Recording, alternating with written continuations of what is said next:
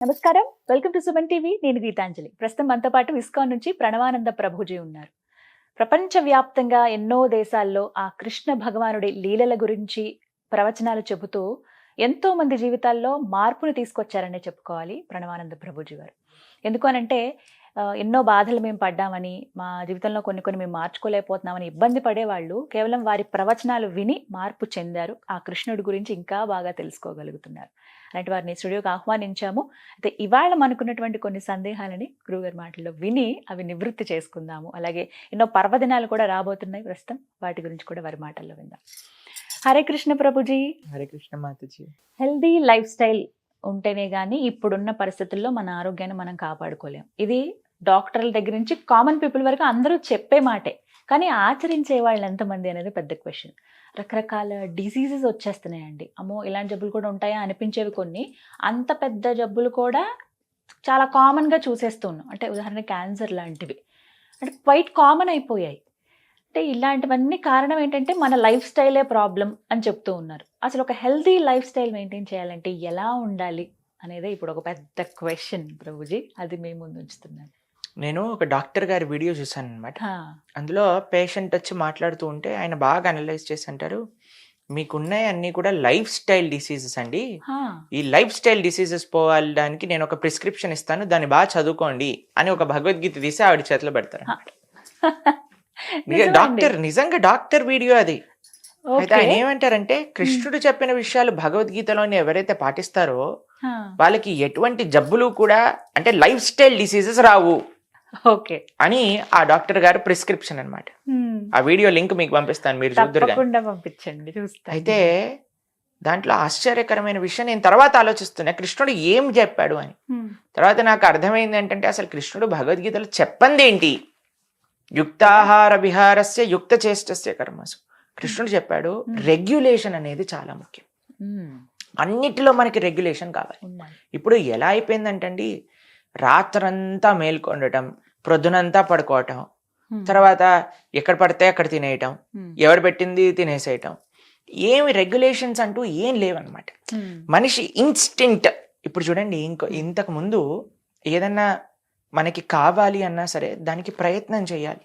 ఇంట్లో నుంచి లేచి ఎక్కడికో వెళ్ళి తీసుకొని రావాలి. ఒకవేళ ఎవరికైనా హోటల్లో తినాలి అనే కోరిక ఉండింది అనుకున్నా అంత దూరం వెళ్ళి ట్రాఫిక్ లో పట్టుకొని తీసుకొని రావాలి. ఇప్పుడు ఏముందండి, స్విగ్గీలో జొమాటోలో ఒక బటన్ ఒకటే అంతే, మన ఇంటికి వచ్చేస్తుంది. కాబట్టి మనకి ఏమి అసలు కదలాల్సిన అవసరం పడి, ఇలా పడుకొని మొత్తము ఇంద్రియ భోగం అంతా కూడా తెప్పించేసుకోవచ్చు దగ్గరికి ఆర్డర్ చేసేసి. మనకి ఇంకా ఏం కంగారు లేదు. ఇంతకు ముందు ఏదన్నా వండుకో, అయ్యో సామాన్ లేవు, సరేలే సండే రోజు వెళ్ళినప్పుడు మార్కెట్లో తెచ్చుకుంటా.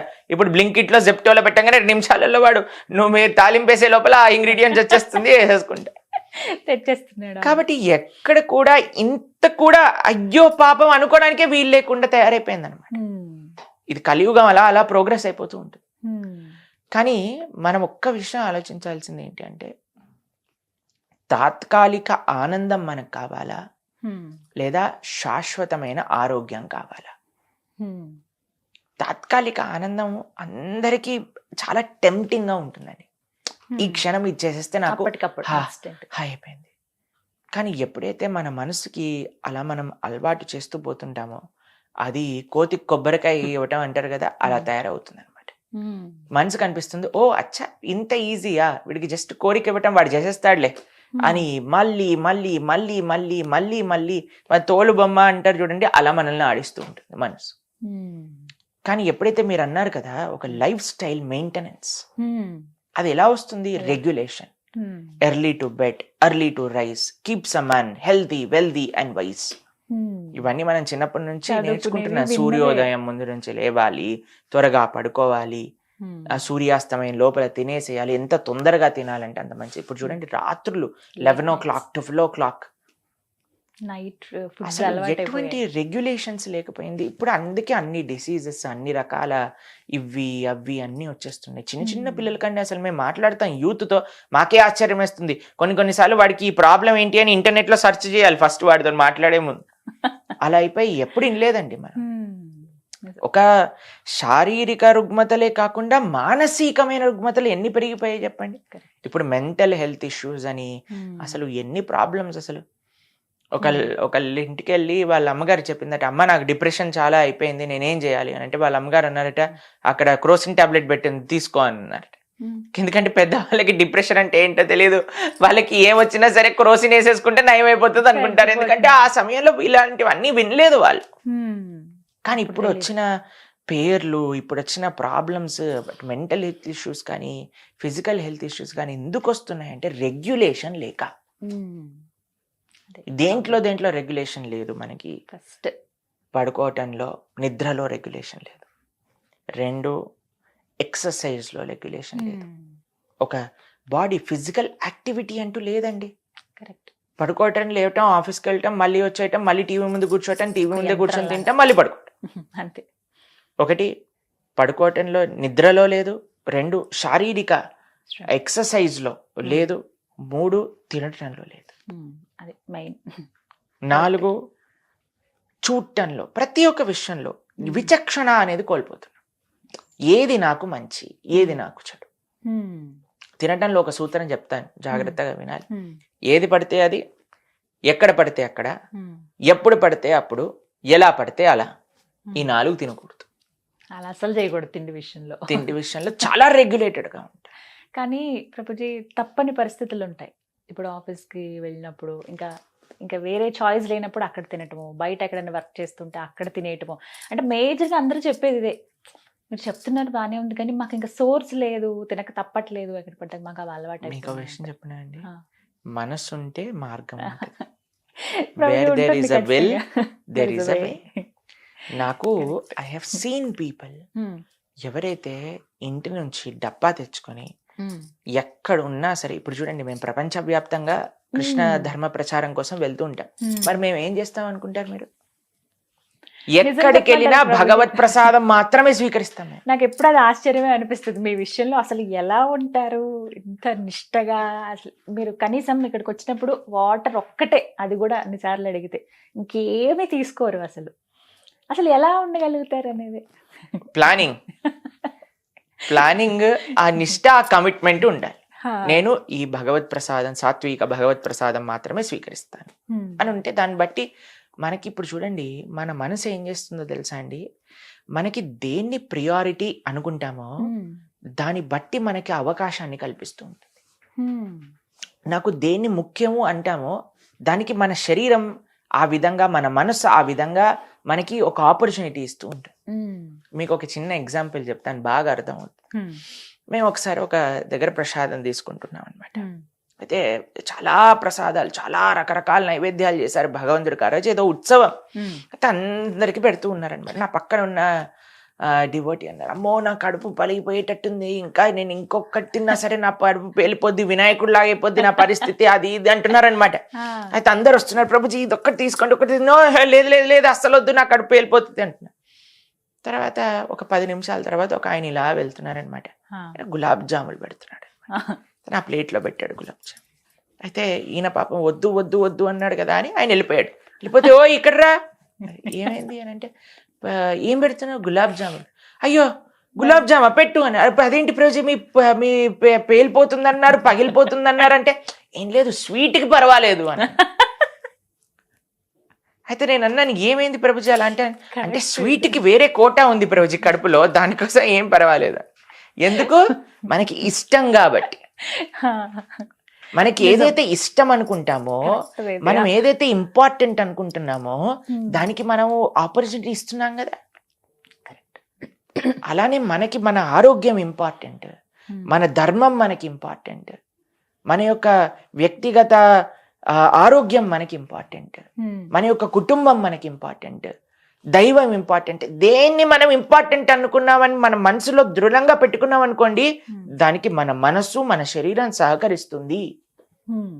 మన సంకల్ప బలం లేదంతే, అదే లోపం అంటారు. కాబట్టి మీరు గట్టి సంకల్పం ఉండాలి. ప్రభుజీ మనం యాక్చువల్గా ఎట్లాగైనా సరే ఈ లైఫ్ స్టైల్ బ్యాలెన్సింగ్ చేయాలి. 8-8-8 ఇది సూత్రం అండి. 8 ఫర్ బాడీ, 8 గంటలు శరీరానికి ఇవ్వాలి, 6 గంటలు నిద్ర, 1 గంట ఎక్సర్సైజ్, ఇంకో గంట తినటం, వీటిలలో అన్నిట్లో ఒకటి. 8 ఫర్ బాడీ. 8 for work. హ్మ్. ఇప్పుడు 8 గంటలు పని. మనము 9 to 5 జాబ్ అంటే 8 Yes. అవర్సే కదండి. అంతే. 8 to body, 8 to work, and ఇంకొక రెస్ట్ ఆఫ్ 8 అవర్స్ ఉన్నాయి కదండి. దాన్ని ధర్మం కోసం, దైవం కోసం, కుటుంబం కోసం, సమాజం కోసం డివైడ్ చేసుకుని మనం ఇలా కానీ మనం బ్యాలెన్స్ చేయండి, ఆనికంటే ఆనందం ఇంకోటి ఉండదండి. ఎప్పుడు ఎవరిని మన జీవితంలో ఇది అది అని అసలు కంప్లైంట్సే రావు. ఎందుకంటే మనం ప్రపంచాన్ని చూస్తాం కాబట్టి. ఇప్పటి వరకు మనం ఒక కకూన్లో మనం ఇలా నేను ఇది చేయలేకపోతున్నా, నాకు ఈ ప్రాబ్లం ఉంది, నాకు ఆ ప్రాబ్లం, నన్ను అలా అన్నారు, నేను ఇలా అన్నారు. ఇది కాకుండా ప్రపంచంలో సేవ చేయడానికి వెళ్ళినప్పుడు, ఒకళ్ళని అర్థం చేసుకోవడానికి ప్రయత్నం చేసినప్పుడు, మన కంఫర్ట్ జోన్ దాటిన ప్రయత్నం చేసినప్పుడు అప్పుడు అన్నీ సెటిల్ అవుతాయండి. కాబట్టి వీటిలో చాలా ముఖ్యంగా మనం ఉండాల్సింది ఏంటంటే regulation. Regulation in sleeping, regulation eating, regulation in ప్రతి ఒక్కటి మన ప్రపంచంలో ఏదైతే మన ఇంద్రియాలని వదిలేకుండా రెగ్యులేట్ చేయడం అన్నమాట. కాబట్టి ఇది చాలా ముఖ్యం. అంత ఈజీ పద్ధతి కాదండి. ఇంద్రియాల్ని అవి గుర్రాల్లాగా పరిగెత్తుతూ ఉంటాయి, కంట్రోల్ చేసుకోవటం. కానీ వాటిని పగ్గాలు పట్టి ఆపే ప్రయత్నం ఎవరు చేశారు? అర్జునుడి యొక్క రససారథిగా కృష్ణుడు చేశాడు. కాబట్టి ఆ కృష్ణుడి యొక్క శరణు, అందుకే ఆధ్యాత్మిక సాధన. చాలా మంది అంటారు, ప్రభుజీ ఈ లైఫ్ స్టైల్ చేంజెస్ కి ఆధ్యాత్మిక సాధనకి ఏంటి అని. ఆధ్యాత్మిక సాధన ఎప్పుడైతే చేస్తామో మన మనసు మన కంట్రోల్లో ఉంటుంది. మన మనసు ఎప్పుడైతే కంట్రోల్లో ఉంటుందో మనం ఏం చెప్తే అది చేస్తుంది. అప్పటి వరకు మన మనసు చెప్పింది మనం చేయాల్సి వస్తుంది. కాబట్టి అందుకే ఈ మంత్రం అని అంటే ఏంటో తెలుసా? మన త్రాయతీతి మంత్ర. మనస్సుని మార్చేది, మనస్సుని నిగ్రహించేదే మంత్రం. కాబట్టి ఆ విధంగా మనం కానీ హరే కృష్ణ మహామంత్ర జప సాధన చేస్తూ ప్రతిరోజు మనం భగవద్గీత, భాగవతాలు ఇలాంటి మన ఛానల్లో 1000 గంటలకు పైగా ఉన్నాయి ప్రవచనాలు. మనం మెల్లమెల్లగా వింటూ ఉంటే ప్రతిరోజు మేము 7 గంటలకు ప్రవచనం ఇస్తాం తెలుసా? మేము ప్రతిరోజు మార్నింగ్ జూమ్ లో ఇస్తాం లెక్చర్. కాబట్టి కొద్దిగా మనం గంట సేపు వింటాం, ఒక 15-20 నిమిషాలు గీత చదువుకోవటం, ఒక 15-20 నిమిషాలు జపం చేసుకోవటం. ఇలా చేసుకున్నాం అనుకోండి, ఫస్ట్ మనసు కంట్రోల్లోకి వస్తుంది. మనసు కంట్రోల్లో చెప్పినప్పుడు మనసుకి మనం సజెషన్స్ ఇవ్వచ్చు, ఆటో సజెషన్స్ అంటారు. ఈ రోజు నుంచి నేను ఇలా ఉండాలని ప్రయత్నం చేస్తున్నాను. అప్పుడు మనసు మన మాట వినేటట్టుగా హాయిగా మన పక్కన వచ్చి కూర్చొని వింటుంది. అందుకే spirituality and life style or all interlinked. అందుకే ఆ డాక్టర్ భగవద్గీత చదవమని రీజన్ ఇది. ఫస్ట్ మనస్సుని ఎలా కంట్రోల్ చేస్తాం, దాని తర్వాత ఎలా మనం ఈ జీవితంలో ఉండాలి.